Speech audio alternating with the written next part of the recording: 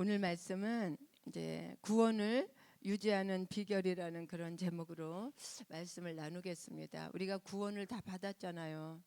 근데 한 번 구원은 영원한 구원? 아니죠. 그럼 구원파로 가야 돼. 한 번 구원이 영원한 구원이 아닙니다. 구원은 우리 목사님이 말씀하셨죠. 구원을 받고 이루어가는 구원이 있다고. 그래서 우리는 지금 어디에 있냐? 현재 시제 이루어가는 구원의 과정 속에서 있는 것입니다. 그래서 오늘은 본문 말씀을 통해서 구원을 유지하는 비결이라는 그런 제목으로 여러분과 함께 은혜를 나눠보겠습니다. 바울은 본문 우리 13절 15절 말씀에서 자신이 이방인을 맡은 사도로서 자신의 직분으로 인해 많은 이방인들이 주께로 돌아오고, 그리고 또한 유대인들도 시기함으로 주님께로 돌아왔으면 좋겠다고 그렇게 간절한 소원을 표현하고 있습니다. 그러면서 이제 이방인으로서 주님을 믿어 이미 구원받은 사람들에게 얘기를 하고 있는데, 뭐라고 얘기하냐면은 하나님께서 돌 감람나무인 이방인들을 구원하시기 위해서 참 감람나무의 얼마간의 가지를 꺾으시고 그 자리에다가 돌 감람나무 가지인 이방인들을 그 꺾이운 그 자리에 접붙이셨음을 명심하고, 그리고 유대인들을 좀 우습게 보지 말라. 결국 우리가 믿는 이 믿음의 기초가 되는 것을 누가 했느냐? 유대인들이 했다면서 바울은 그 원나무와 그 가지에 붙은 접붙인 가지를 비유를 들어서 지금 설명하고 있는 거예요. 우리 17절 말씀 한번 함께 읽겠습니다. 17절 시작. 또한 돌 감람나무인 내가 그들 중에 접붙임이 되어 참 감람나무 뿌리의 진액을 함께 받는 자가 되었은즉, 우리는 이런 사람입니다. 원래 우리는 열매도 맺을 수 없고 생명이 없는 그런 돌 감람나무였다는 거예요. 그런데 우리가 그 이방인, 그 참 감람나무의 이방인들이 돌 감람나무가 접붙임을 받아서 생명을 이어가는 열매 맺는 인생 살아갈 수 있게 되었다. 그런 말씀입니다. 본문에서 접붙임을 받은 돌 감람나무는 이방인 그리스도인, 또 참 감람나무는 이스라엘을 의미하고 있어요. 원 가지로 비유된 이스라엘이 근데 왜 꺾였을까? 그 원 가지가 왜 꺾였을까? 꺾이는 이유는 무엇일까? 그들은 오늘 본문 말씀에 보면 그들의 불신앙 때문이었습니다. 그리고 또 한 가지는 참 감람나무에 이방인을 접붙임을 받게 하려는 하나님의 뜻, 이방인의 구원을 위한 영원한 구원 섭리가 있었습니다. 그리하여 이방인이 믿음으로 참 감람나무에 접붙임을 받고 원과지와 같이 열매를 맺게 된 것이다. 그래서 우리도 원과지와 같이 열매 맺는 인생으로, 구원받는 인생으로 살아갈 수 있게 되었다. 그러면 참 감람나무란 무엇을 말하는 것인가? 우리가 바울이 비유로 들고 있는 참 감람나무라는 것은 하나님의 구원의 줄기를 의미하는 거예요. 길이요 진리요 생명이 되신 예수 그리스도를 상징해 줍니다. 그리고 이것은 아브라함을 통한 언약으로 비로소 이 세상에 그 비밀을 드러내신 거예요. 그러므로 이 나무의 뿌리는 아브라함의 그 뿌리로부터 줄기가 뻗어나서 자라게 된 것입니다. 그런데 여기서 우리가 알아야 할 것은 구약 시대의 이 나무는 오직 이스라엘에게만 해당이 됐다는 거예요. 그런데 신약에 와서 예수 그리스도를 통해서 이 구원의 복음을 전파해서 구원 사역을 이루시는데, 하나님께서는 이 일을 하심에 있어서, 우리 이방인들 구원하려 하심에 있어서 참 감람나무의 원 가지를 꺾으시고 그 자리에 이방인이었던 이 돌 감람나무 가지를 접붙임으로 이 구원의 일을 이루셨다는 거예요. 이해가 가시죠? 우리가 어떤 존재였는지. 하여 바울은 이방인들에게 높은 마음을 품지 말고 도리어 두려워하라. 너희의 인생이 이런 인생이었으니까, 너희도 돌 감람나무였으니까, 참 감람나무에 젖붙인 자들이었으니까, 너희가 높은 마음을 품지 말고 교만하지 말고 오히려 겸손하고 두려워하라. 이렇게 오늘 경종을 울려주고 있습니다. 참 무서운 말씀이 20절 21절에 나오고 있습니다. 우리 함께 보시겠습니다. 20절 21절 시작. 그들은 믿지 아니함으로 꺾이고 너는 믿음으로 섰느니라. 높은 마음을 품지 말고 도리어 두려워하라. 하나님이 원 가지들도 아끼지 아니하셨은도 너도 아끼지 아니하시리라. 참 두려운 말씀이죠. 우리가 항상 주님은 내 마음 다 알아, 주님은 어쩔 수 없이 내가 이렇게 한 거 다 알아 하면서 사랑 주님의 사랑 노래만 부르는 이런 어린아이의 신앙들, 참 두려운 말입니다. 너도 원 가지도 아끼지 아니했던 하나님께서 너도 아끼지 않겠다는 거예요. 어떻게 하면? 오늘 그 말씀이 이제 이 다음 절부터 계속 나오고 있습니다. 원 가지도 잘라내신 하나님께서 젖붙임 받은 가지를 그냥 두시겠습니까? 하나님을 향한 믿음이 아닌 스스로 의를 세우고 자기 믿음을 자랑하는 그리스도인, 그리고 높은 마음을 품고 그리스도 안에서 하나 된 형제와 자매를 멸시하는 그리스도인은 이미 넘어진 자들입니다. 우리 22절을 한번 보겠습니다. 22절 시작. 그러므로 하나님의 인자하심과 준엄하심을 보라. 넘어지는 자들에게는 준엄하심이 있으니 너희가 만일 하나님의 인자하심에 머물러 있으면 그 인자가 너희에게 있으리라. 그렇지 않으면 너희도 찍힌 바되. 제가 조금 이해하기 쉽게 새 번역으로 한번 읽겠습니다. 그러므로 하나님의 인자하심과 준엄하심을 생각해 보십시오. 하나님은 넘어진 사람들에게는 준엄하십니다. 그러나 그대가 하나님의 인자하심에 머물러 있으면 하나님이 그대에게 인자하게 대하실 것이지만 그렇지 않으면 그대도 잘릴 것입니다. 이게 더 이해하기 쉽게 제가 새 번역으로 읽었습니다. 여러분 22절의 말씀처럼 넘어지는 자들에게는 하나님이 준엄하시다는 거예요. 가차 없이. 이게 하나님의 공의입니다. 사랑만 있는 하나님이 아니십니다. 공의와 사랑은 똑같이 저울에다 달면 어느 쪽으로도 조금도 기울어지지 않습니다.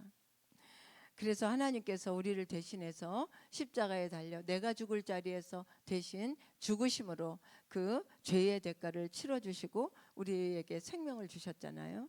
이것이 하나님의 공이고 준엄하심입니다.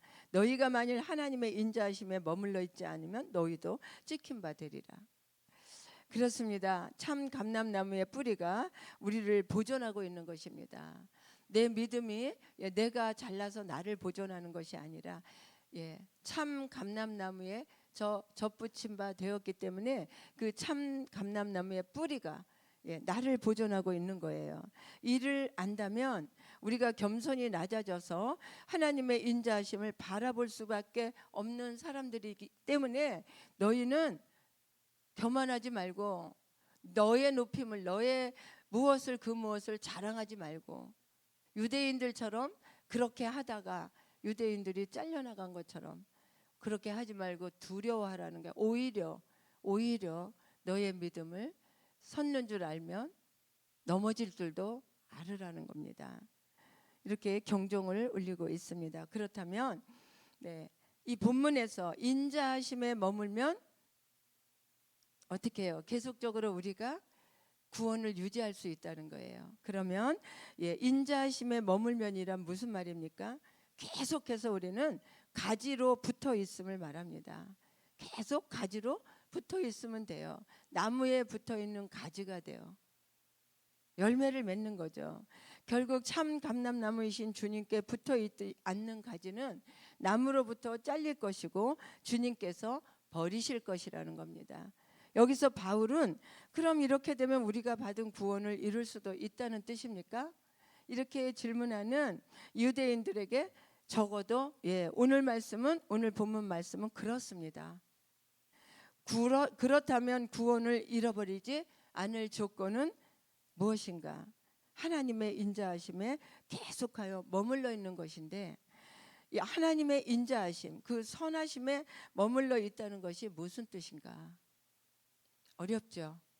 하나님의 그 인자하심에 여러분 어떻게 하면 계속 머물러 있을 수 있겠습니까?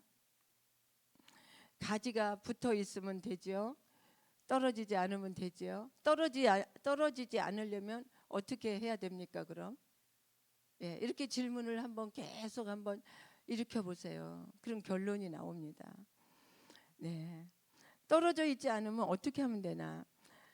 여러분, 혹시 우리는 어떤 행동을 통해서 내가 이 구원을 유지할 수 있다고 생각하십니까? 이러면 행위 구원이에요. 열심히 우리는 헌신하고 열심히 봉사도 하고 열심히 주의 말씀을 지키는 행동도 해야 됩니다.